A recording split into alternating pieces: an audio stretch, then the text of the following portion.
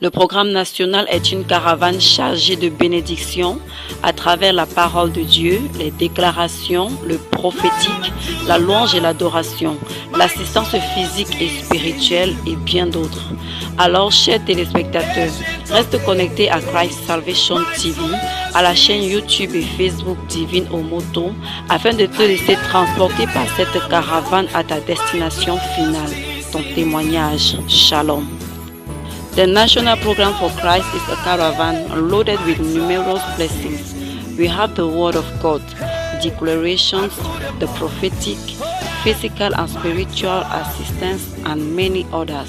Dear viewers of Christ Salvation TV, Divine Omoto's YouTube channel, stay connected to reach your destination, which is your testimony. Shalom. Le docteur Pasteur Samson, l'homme qui porte en lui la semence de vie, enseigne sur l'escale. Regardez et soyez bénis au nom de Jésus. Je vais te parler de l'escale. Beaucoup de personnes pensent qu'ils sont arrivés quand ils arrivent à un endroit qu'on appelle l'escale. Dès que Dieu t'a touché un peu, Dieu t'a donné un peu, Dieu a fait un peu, semblant de te regarder, tu dis je suis arrivé. Il suffit que tu portes plein de chaussures bizarres, tu dis je suis arrivé. Le jour que tu touches 500 000, c'est fini. C'est fini, tu es arrivé. Mais tu ne sais pas que 500 000 c'est juste capital. Je dis 500 000 c'est juste capital. Pour quelqu'un d'autre, 1 million, 2 millions, 5 millions, c'est juste capital pour que Dieu reproduise quelque chose. Beaucoup de personnes confondent leur lieu de destination à leur escale. Je suis venu te dire ce soir, Dieu t'attend à ton lieu de destination. Tu n'es pas arrivé et ce n'est pas fini. Quelles que soient les circonstances de ton escale, que tu souffres ou pas, quel que soit ce que tu ressens, le ventre fait mal, quel que soit, je dis ce que tu ressens, tu n'es pas arrivé. Dis, je ne suis pas encore arrivé.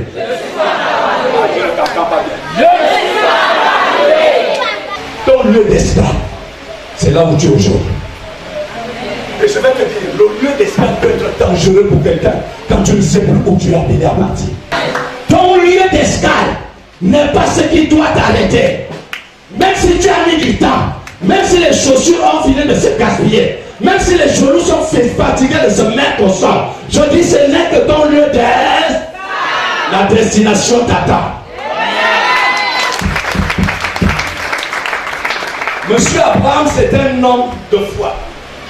La Bible dit que Dieu l'a appelé de Ur en Chaldée. Il est en train d'arriver. Il est en train d'arriver. La Bible dit qu'il va s'arrêter à Charan. Le mot Charan signifie les petits fruits. Il s'arrête à Charan et des petites choses commencent à s'améliorer. Dieu revient. Abraham, Abraham. Il répond, il ne quitte la maison de ton père. Attention à cette parole. Si tu ne sais pas quitter la maison de ton père, je dis si tu ne sais pas le mystère de quitter la maison de son père, ce que ça veut dire, tu peux aller aux États-Unis, la maison de ton père sera avec toi. La Bible dit que monsieur Abraham, il arrive à un niveau où il a un peu faim et il va se cacher en Égypte.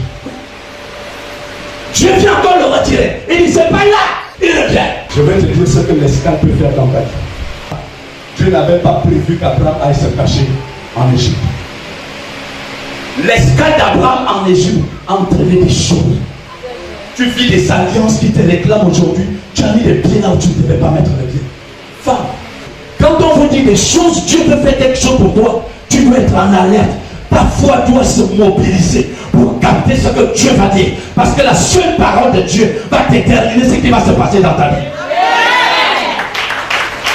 Loin de Dieu, tu es en danger. Dans la vie, il y a 3 dimensions de vie. La première dimension, c'est la dimension mystère d'Égypte. La deuxième dimension, c'est la dimension désert, sécheresse.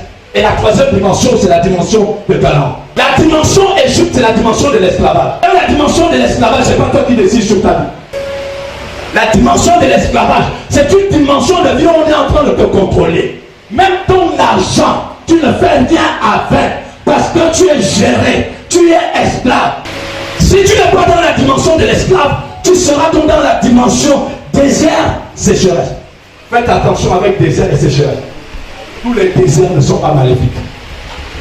Certains déserts sont un moyen pour que Dieu t'équipe. La Bible dit que Jésus-Christ, après le baptême, c'est-à-dire après le baptême, le Fils de Dieu, la Bible dit après sortir de l'eau, le Saint-Esprit, il va dans le désert. Le désert est mauvais quand il ressemble à la sécheresse. Le mot sécheresse veut dire sec, mort. Donc tu peux être un désert que Dieu a voulu. Mais parce que tu n'as pas bien géré le désert, tu rentres dans la phase sécheresse. Et tout meurt autour de toi. Les gens vivent ça. Tu touches ici, là, ça ne marche pas. Tu veux essayer de faire comme tout le monde fait, ça ne marche pas. Et là encore, je te dis, ce n'est pas ta destination. Amen. Alléluia. Amen. Ce n'est que l'espoir. Quand vous lisez Josué chapitre 5, le verset 9 dit, la honte qui était sur votre tête, je viens de la retirer. Ce soir, tu es arrivé au lieu qu'on appelle Gilgal. Et dans le lieu de Gilgal, le Seigneur pose ta main sur ta tête. Que quelqu'un pose la main sur sa tête. Que quelqu'un pose la main sur sa tête. Dis, la honte qui était sur moi est retirée. La honte qui était sur moi est retirée. Le Seigneur dispose pour chacun d'entre nous le chef de l'armée de l'Éternel. Pourquoi en ce moment le chef de l'armée de l'Éternel? Parce qu'il va combattre en ta faveur. Parce que ta marche va être une marche dynamique. Il dit à Josué, le lieu sur lequel tu te tiens, ôte les souliers. Parce qu'il voulait changer le pas de Josué. Quelqu'un qui marchait comme ça, avec des problèmes, il marche comme ça en conquérant. C'est le lieu de restauration de la démarche. Tu es prouvé. C'est le lieu où Dieu vient te redresser. Quelqu'un avec moi? Quand on parle des murs de Jéricho, on vous a dit que Jésus a retiré l'épée pour combattre. Quand tu arrives à ce niveau, la Bible dit, tu marches seulement dans la louange.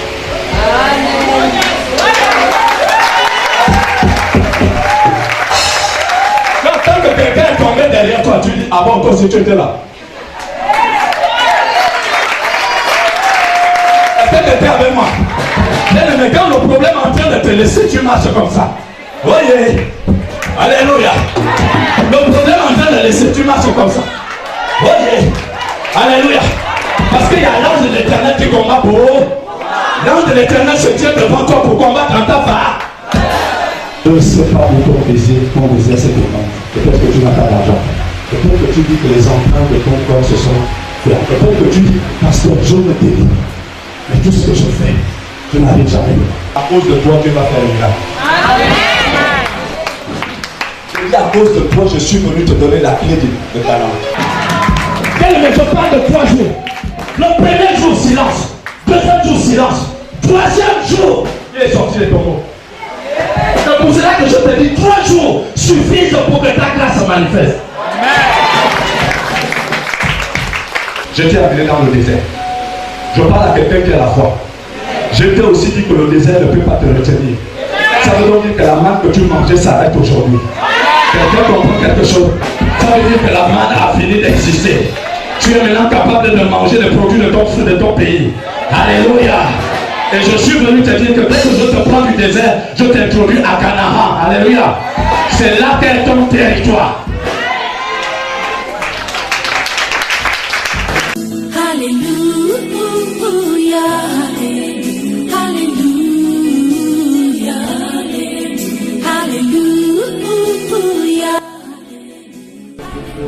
Je suis venu déclarer, c'est l'impact de la parole. Je crois en la parole, la puissance. Vous allez taper dans les mains, circuler. J'aime ta présence, Jésus mon roi. J'aime ta présence, toi mon bien-aimé. Prends-moi dans tes bras d'amour, Jésus, serre-moi comme ton cœur. Prends-moi dans tes bras d'amour, Jésus, serre-moi comme ton cœur. J'aime ta présence.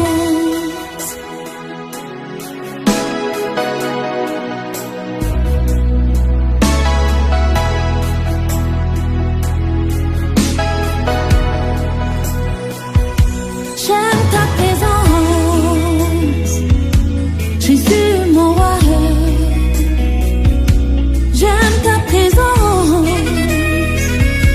Jésus